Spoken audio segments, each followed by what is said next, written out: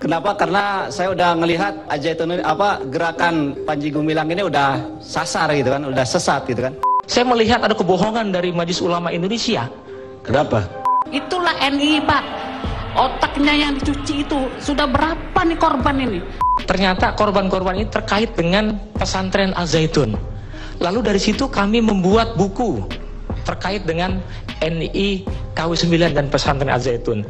Tapi sayangnya A'udzubillahiminasyaitonirrajim. Bismillahirrahmanirrahim. Teman-teman, di video ini saya memiliki informasi terbaru mengenai kejahatan, kezoliman, kebejatan, dan beberapa tindakan yang tidak manusiawi yang dilakukan oleh Panji Gumilang. Dan saya mendapatkan informasi ini dari orang-orang yang valid dan dari orang-orang yang pernah menjadi korban si Panji Gumilang ini. Panji Gumilang ini mengaku-ngaku syekh, mengaku profesor, mengaku doktor, mengaku kiai, tapi tindakannya seperti binatang, lebih dari binatang. Dan kalau menurut saya pribadi, tidak pantas Panji Gumilang ini menjadi seorang pengasuh di pondok pesantren. Dan tentunya sebagai seorang manusia, tidak patut si Panji Gumilang ini dimanusiakan. Ini perkataan yang keras dan tegas dari saya pribadi, dimana setelah kemarin saya bertemu dengan seorang mantan pejuang atau mantan simpatisan Zaitun, yaitu Mas Ken Setiawan. Saya mendapatkan banyak sekali informasi yang membuat saya di sini sebagai seorang muslim tentunya ingin menyelamatkan saudara muslim saya yang mondok di Ponpes Al-Zaitun. Panji Gumilang ini sudah merasa dewa, sudah menjadi seorang nabi, sudah menjadi orang yang seolah-olah dia adalah kaki tangannya Tuhan. Na'udzubillah min dzalik. Dia mengatakan selain dia menafsirkan Al-Quran dengan kepalanya sendiri, dia juga menafsirkan tentang hadis dan Al-Quran secara bersamaan dan dengan tolak ukur kepalanya yang kebalik. Ya, saya geram sekali di sini ya. Dimana setelah saya mengumpulkan dokumentasi tentang Panji Gumilang ini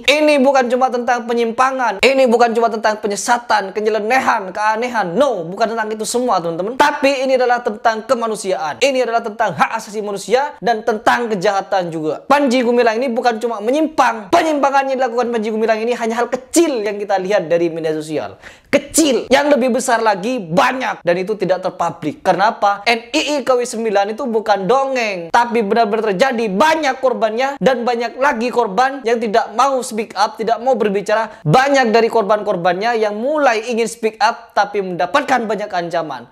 Terutama kemarin Mas Ken Setiawan, karena beliau adalah orang yang sangat tegas berbicara di media sosial, beliau mendapatkan banyak sekali ancaman. Ya, banyak sekali ancaman, banyak sekali teror, bahkan mau diculik, dibunuh katanya. Ini ibarat kalau kita melihat ekor ular gitu teman-teman. Bukan ekornya yang berbahaya, bukan badannya yang bisa melilit yang berbahaya. Yang berbahaya adalah kepalanya. Kepalanya yang berbahaya. Ibarat Al-Zaitun, bukan orang-orang dalamnya yang berbahaya, tetapi kepalanya Panji Gumilang. Dan di video ini saya ingin berikan informasi kepada kalian semua. Ini adalah rentetan beberapa kesaksian dari orang-orang yang pernah dizolimi, disiksa, disuruh melakukan ini, melakukan itu, diperas sampai habis hartanya, dan tentunya oleh Panji Gumilang diperlakukan layaknya binatang. Bahkan ada kesaksian dari salah satu korbannya, di mana beliau menyatakan, kenapa MUI diam dan terkesan menutup-nutupi kasus kemanusiaan, kasus kejahatan, kasus kriminal yang dilakukan oleh Panji Gumilang ini. Kenapa dan ada apa? Dan sekarang meskipun MUI katanya mau turun tangan, kenapa tidak setegas kepada HTI, tidak setegas kepada FPI? Kalau FPI menurut saya pribadi, dia bukan golongan atau organisasi yang berbahaya. Tetapi yang berbahaya kalau menurut saya adalah Al-Zaitun ini. Allahu Akbar. Baik teman-teman, tidak perlu panjang lebar. Saya rasa kalian wajib nonton video ini dan wajib mendengarkan perkataan dari para korban ini, korbannya Panji Gumilang ini, bagaimana mereka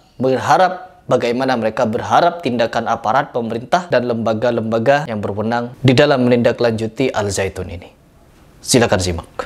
Anda koordinator solidaritas umat Islam untuk korban aliran sesat atau sikat.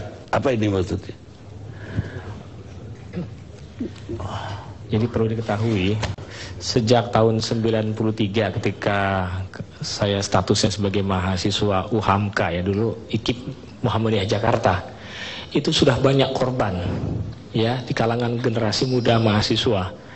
Mungkin kalau saat itu saja sudah diledakkan, sebenarnya nggak perlu harus 15 tahun booming di media. Ini korban 92 maksudnya. 93 itu sudah luar biasa di kampus-kampus. Korban maksudnya ini apa? Korban mahasiswa yang drop out, nipu orang tuanya, mencuri, bahkan mengorganisir pembantu rumah tangga baru 2-3 hari kerja sudah mencuri. Itu hal yang biasa di era-era saat itu. Cuman saat itu mereka masih takut, sangat takut, karena TNI saat itu kan masih berkuasa. Jadi banyak sekali yang ditangkap oleh Koramil, Kodim. Tapi setelah reformasi ini semakin merajalela. Nah, cuman persoalannya kan ini menjadi hal yang agak sulit ya, karena masyarakat tidak tahu. Justru itu kami kemudian membuat semacam solidaritas paguyuban keluarga korban. Lalu dari situ kami membuat testimoni. Ternyata korban-korban ini terkait dengan pesantren Al-Zaitun. Lalu dari situ kami membuat buku terkait dengan NI KW9 dan pesantren Al-Zaitun. Tapi sayangnya buku yang kami buat saat itu ya oleh pimpinan intelijen saat itu dianggap buku itu adalah buku iblis. Ya. Pimpinannya Jenderal Endro Priyono. Iya betul. Jadi supaya direkrut harus punya uang. Harus punya uang, karena modus NI KW9 di sini modusnya adalah uang. Jadi terus terang saja, mohon maaf ya Pak Karni ya, dari setiap pengaduan yang masih mau buka pintu cuman polisi, bukan saya belain polisi, bukan. Walaupun proses hukumnya nggak jelas, tapi mereka mau buka pintu. Tapi terus terang saja, saya melihat ada kebohongan dari Majelis Ulama Indonesia. Kenapa? Ya karena hingga hari ini tidak pernah mengeluarkan fatwa, itu yang pertama. Yang kedua, hasil penelitiannya sebenarnya tidak pernah diumumkan. Hasil penelitian MUI itu kami bongkar. Karena itu masuk laci, akhirnya kami bongkar penelitian itu. Dan berapa kali kami ngirim surat, berapa kali kami datang. Karena maaf ya, dalam urusan Ahmadiyah, Lia Eden mereka semangat, tapi dalam urusan yang menyangkut NKRI ini harga mati. Saya pikir Pak Hendro juga harus paham itu. Ini NKRI ini Pak. Jangan generasi muda dibiarkan, kami yang kritis malah diancam-ancam akan saya hajar itu. Ini persoalan, dan kami sudah adukan itu ke Mabes Polri saat pada Ibahtiar, tapi nggak ada proses hukumnya. Kami minta proses itu dilanjut itu Pak. Ibu yang terkenal siapa? Menantu dan anak saya. Menantu saya Bupati NII sampai saat ini. Bupati NII. Iya. Untuk daerah mana? Dia di koordinator wilayah Jakarta Selatan. Namanya nama aslinya Khairuddin, tapi nama saninya Mustafa Kamil. Itu merekrut sudah banyak sekali. Dan dia sering setiap satu Muharram itu ke Zaitun. Anaknya juga sekolah di Zaitun sekarang. Anak ibu itu mengambil uang atau minta uang? Ada. Setelah itu dia minta baru semester. Gelang, kalung di tangannya saya kasih waktu itu sudah tidak ada. Dan uang saya juga di lemari hilang, uang dolar saya. Ada juga saya punya emas 1 kotak waktu itu, tidak ada. Saya tidak tahu siapa yang ngambilnya, saya tidak tahu. Nah, anak saya itu bupati di Setelah jadi bupati dibayar lagi nggak utang-utang itu? Setelah mantunya jadi. Ketahuan saya kemarin dia di waktu Muharram 1 Muharram itu ada saya rekam videonya, dia menyumbang atas nama toko Edut 17 juta dia menyumbang. Padahal dia miskin. Tidak ada apa-apa lagi. Pindah-pindah aja cuma pakai gerobak sama kardus-kardus. Itulah NII Pak. Otaknya yang dicuci itu sudah berapa nih korban ini? Masa kita rakyat Indonesia nggak malu pada di luar negeri begitu? Orang-orang berlomba untuk sains dan teknologi, dan kita apa terpuruk seperti ini? Bangsa apa kita nih? Bangsa robot dibikin oleh satu orang itu, Panji Gumilang itu loh. Saya yang lapor dari kemana? Mabes Polri itu dari tahun 2001 dengan Pak Umar Abduh juga sampai rame-rame. Waktu itu Kabah Humasnya masih Pak Saleh Saab. Kebetulan beliau waktu itu sama-sama saya naik haji, jadi saya agak sedikit bisa akses ke situ gitu. Terus dibantu gak? Ada penyelidikan cuman kita di data-data aja, di BAP segala itu, tapi Panji Gumilangnya dipanggil gak? Oh enggak. Atau yang merekrut anak ibu? Enggak. Tidak ada yang manggil-manggil begitu. Ya, polisi waktu itu mungkin dia tidak mengerti ya hukumnya. Mungkin sampai saat ini juga hukumnya itu nggak ada gitu loh. Saya 87 itu di Bina, 89 saya di Baiat, saya dilantik jadi aparat desa, 92 saya dilantik jadi camat di Bekasi gitu. Oleh aja.